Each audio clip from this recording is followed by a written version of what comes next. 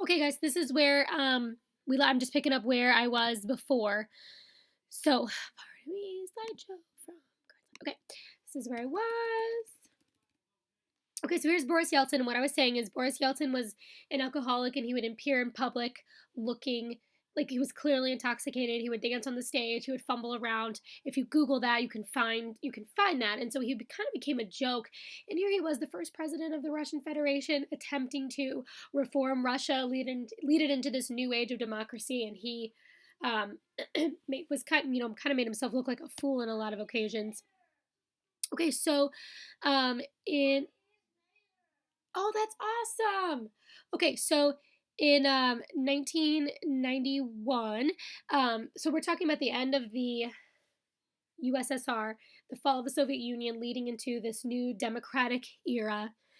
August of 1991, a conservative group opposed to the reforms that Gorbachev is leading attempts a coup to remove Gorbachev. It fails because Yeltsin leads an even more radical group and puts a stop to the protest.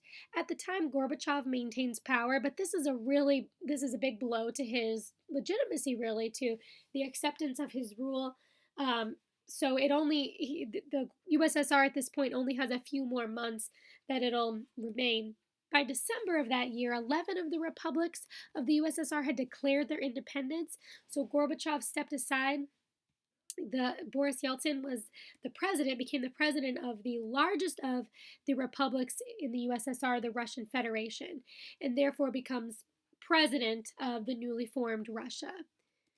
So his goal in the Russian Federation is what we still have now, 1991 to the present, though what that has looked like over time has changed dramatically. Yeltsin's goal was to create a Western style democracy. He acted very quickly, and some of those reforms came too quickly. He instituted and he successfully led a convention to create a constitution in 1993 that is still in place, though it has been changed over time. One of the things that Boris Yeltsin is known for is shock therapy, where he very quickly threw in this very rapid, radical market reform. So pulling all public government interests from the market and just immediately instituting a private market. And really, that was too much too fast, and the market really struggled to recover from this technique. So he lifted any price and wage controls.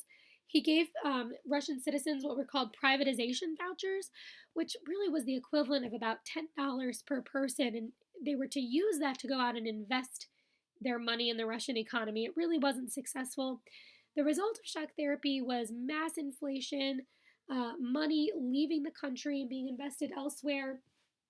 Um, it also led to the rise of powerful oligarchs. So there was a small group of people who became very wealthy and began to influence and lead Boris Yeltsin kind of from the inside. The oligarchs are still a powerful force within the Russian government today. There's still a big problem with corruption in the Russian government today.